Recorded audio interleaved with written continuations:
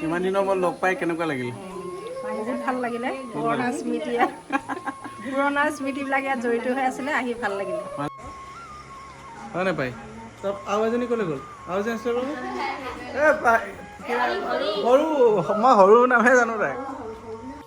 সুপ্ৰভাত বন্ধুসকল, পুনৰ স্বাগতম জনাইছোঁ মোৰ চেনেলটোলৈ। মোৰ পৰিয়ালৰ সকলো সদস্যকে আশা ৰাখিছোঁ চবেই ভালে আছে, মোৰো ভালে। একচুৱেলি মই একদমেই সময় পোৱা নাই, আপোনালোকে বেয়া নাপাব। সময় মানে সঁচা কথা ক'বলৈ মই প্ৰতিটো ভিডিঅ'তে সেইটোৱে কওঁ যে মই সময় পোৱা নাই, চবেই ভাবিছে কি এনেকৈ। আচলতে সেইটোৱে, মই একদমেই সময় নাপাওঁ।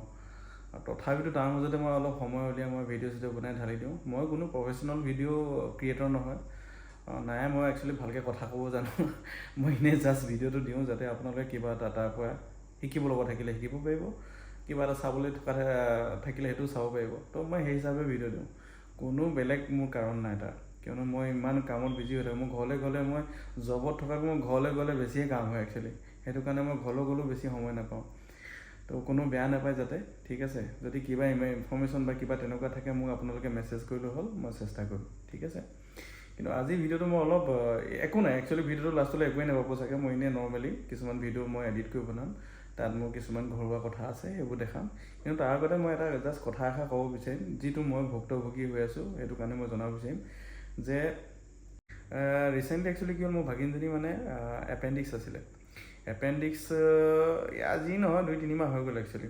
তো তেওঁ প্ৰথম মানে এনেকুৱা যিখন হস্পিটেলত দেখাইছিলে তেওঁ এপেণ্ডিক্স উঠিছিলে। তাৰপিছত তেওঁলোকে মানে জয়সাগৰলৈ ৰিফাৰ কৰি পিনি মানে মই নাজানো একজেক্টলি কি হৈছিলে, জয়সাগৰত আহি দেখালেই তেওঁলোকে। তো জয়সাগৰত দেখুওৱা সময়ত তেওঁলোকে মানে য'ৰ পৰা ৰিফাৰ কৰে একজেক্টলি ৰিপৰ্টটো, তাত তেওঁলোকে ক'লে যে তাত আল্ট্ৰাচাউণ্ডটো কৰক, তেতিয়াহে আমি চাম বুলি ক'লে। কিন্তু যেতিয়া তেওঁলোকে তাত দেখুৱালে তাৰপিছত তাত ৰিপৰ্টটোত একো নুঠিলে। তো তেনেকেই মানে চলি আছে, বেজি চেজি দি পিনি বিষটো কমাই, দৰৱ পাতি খুৱাই বিষটো কমাই, তেনেকৈ চলি আছে, ঠিক আছে? তো মই লাষ্টত এইবাৰ ছুটীত যাওঁতে মোৰ অলপ সন্দেহ হ'ল। তো তেওঁলোকক মই দেখালে জয়সাগৰতে দেখালে, সেই একেই পৰিস্থিতি, নাই বুলি ক'লে। CT স্কেনো কৰালে, তাতো নুঠিলে বুলি ক'লে, ঠিক আছে? সেইখিনি বাৰু আমি ক'বলৈ নাযাওঁ কি হৈছে কি নাই হোৱা, কিবা মেচিনৰে দুখ নে আন কিবাই দুখ। জাষ্ট মই এইটোৱে ক'ব বিচাৰিছোঁ।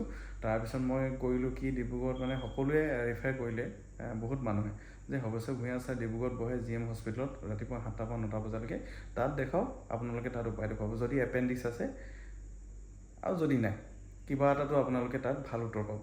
তো মই সেই ভাবি কি কৰিলোঁ, জয়সাগৰৰ পৰা ৰিলিজ লৈ পিনি চিধা মই লৈ গ'লোঁ ডিব্ৰুগড় ৰাতিপুৱাই। নেক্সট দিনাখন ৰাতিপুৱাই লৈ গৈ তেওঁক দেখালোঁ, ভৱেশ্বৰ ভূঞা ছাৰক। তেওঁ দেখা মাত্ৰকে ক'লে বোলে এপেণ্ডিক্স আছে, একো কৰিবলৈ দৰকাৰেই নাই বোলে। আমি সুধিছিলোঁ যে আকৌ আল্ট্ৰাচাউণ্ড কৰাব লাগিব, তেওঁ ক'লে যে একো দৰকাৰ নাই, আপোনালোকে ভৰ্তি হৈ দিয়ক আৰু অপাৰেশ্যনটো মই কাইলৈ কৰাই দিম। তো তেনেকেই হ'ল। তাৰপিছত নেক্সট দিনাখন তেওঁ সেইবোৰ ৰিপৰ্ট মানে যিবোৰ টেষ্টিং কৰিব লাগে সেইবোৰ কৰি মেলি আৰু নেক্সট দিনাখন অপাৰেশ্যনটো কৰি দিলে, ঠিক আছে? মই হৈ গ'ল। তাৰপিছত তেওঁ সেই মানে বস্তুটো এপেণ্ডিক্সটো কাটি পিনি উলিয়াই দিলে। তো এতিয়া তাই ঠিকে আছে। তো মেইন কথাষাৰ হৈছে কি, মই আপোনালোকৰ যদি এনেকুৱা কোনোবা মানুহ আছে যিসকলে হস্পিটেল গৈ এনেকুৱা ভুক্তভোগী হৈ আছে, তো মই ক'ব বিচাৰিম মানুহতকৈ পইচা কেতিয়াও ডাঙৰ হ'ব নোৱাৰে। তো সেই হিচাপে মই ক'ব বিচাৰিছোঁ, যদিহে আপোনালোকৰ এনেকুৱা পৰিস্থিতি হৈ আছে, তো আপোনালোকে চেষ্টা কৰিব ভৱেশ্বৰ ভূঞা ছাৰক দেখাই মেলি, যদি ডাউট আছে ভৱেশ্বৰ ভূঞা ছাৰক দেখাই মেলি আপোনালোকে সেই কামটো কৰি ল'ব। কিয়নো জীৱন এবাৰে পায়, সেই জীৱনটো গ'লেগৈ চবেই জানে। এখন ঘৰ এজন মানুহ হেৰাই গ'লে কেনেকুৱা অৱস্থা হয়, মানুহৰ ফিলিংবোৰ কেনেকুৱা হয়। তো এনেকুৱা এটা কাৰো যাতে নহওক। তো সেইকাৰণে মই এই ভিডিঅ'টোত এই কথাখিনি ক'লোঁ, যাতে আপোনালোকৰ এনেকুৱা পৰিস্থিতি নহওক। যদি এনেকুৱা হৈ আছে, লগালগ আপোনালোকে এনেকুৱা এটা সিদ্ধান্ত লওক, যিটো সিদ্ধান্তই আপোনালোকৰ জীৱনৰ মানে এই বাৰে হস্পিটেল অহা যোৱা এনেকুৱা কাম এটা শেষ হৈ যায়, লগতে এটা হেডেকো কম হ'ব। চ' বেষ্ট ৱে, আপোনালোকে যদি এনেকুৱা হৈছে ভৱেশ্বৰ ভূঞা ছাৰৰ ওচৰলৈ যাওক, ডিব্ৰুগড়ত দেখাওক, তেওঁ সম্পূৰ্ণ আপোনালোকৰ অন্ততঃ সেই কষ্টখিনি কমি আহিব। সেইটোৱে কথা। বাকী এয়া ঘৰত একচুৱেলি এইকেইদিন যিখিনি ছুটি আছিলে সেইখিনি সময়তো মই যিখিনি অতিবাহিত কৰিলোঁ তাৰ বিষয়ে আজি আৰু কিছুমান আছে, মই তাকে দেখাব বিচাৰিম, ব'লক। চ' ৰাতিপুৱাই শুই উঠি গা পা ধুই ল'লোঁ। এতিয়া গা পা ধুই ৰেডি হৈছোঁ, ঘৰলৈ যাম অলপ পিছত, তাৰ আগতে কাম অলপ আছে। তো এতিয়া আহিলোঁ অলপ বজাৰলৈ, দেওবৰীয়া বজাৰত ৰৈ আছোঁ এতিয়া। ল'ৰাটোকো আনিছোঁ, তাৰ চুলিখিনি কটাবলৈ আছে। তো এয়া বজাৰ বহি আছে এতিয়া। তাৰপিছত ইয়াৰ পিছত যাম মই এতিয়া একচুৱেলি ল'ৰাটোৰ চুলিখিনি কটাই ল'ম, চেলুনখনলৈ লৈ আনিলোঁ। নহ'লে এই চুলি নকটাই মানে, প্ৰায় চুলি কাটিম গৈ থাকে, কিন্তু কাটিবলৈ নিদিয়ে পটককৈ। তো সেইকাৰণে আজি লৈ আনিলোঁ ইয়াক কটোৱাবলৈ। চুলি কটোৱাই ইয়াৰ কি হ'ল, 2টা বজাত ইয়াৰ আৰ্ট ক্লাছ আছে ইয়াত। তো আৰ্ট ক্লাছত দি মেলি ৰৈ আছোঁ এতিয়া, কিয়নো 2 ঘণ্টা আৰ্ট ক্লাছ হয়। তাক লৈ পিনি আকৌ যাব লাগিব মই। ইয়াক লৈ পিনি আকৌ ঘৰলৈ যাম বুলি ভাবিছোঁ। ঘৰত একচুৱেলি মাহী আহিছে, মাহীক লৈ যাম মই। মাহীক ঘৰলৈ নি পিনি মানে বহুত দিনৰ মূৰত আহিছে তেওঁ, বহুত দিনৰ মূৰত লগো পাম মই। তো আপোনালোককো দেখাই আছোঁ। ঘৰৰ কাৰণে ৰেডি। এয়া মোৰ গাঁও হয়, গাঁৱৰ পৰিৱেশ। একচুৱেলি গাঁৱলৈ আহিলে মনটো এনেই ভাল লাগে পৰিৱেশটো চাই। এয়া মোৰ গাঁৱৰ পৰিৱেশ হয় বিলকুল, সম্পূৰ্ণ ধুনীয়া। আৰু এতিয়া যাম মই মাহীক লৈ। এয়া হৈছে আমাৰ সম্বন্ধত এনাই দুদুহঁতৰ ঘৰ।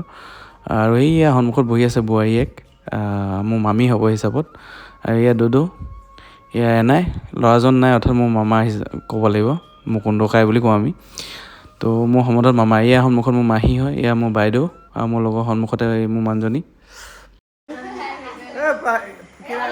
সৰু মই সৰু নামহে জানো তাই।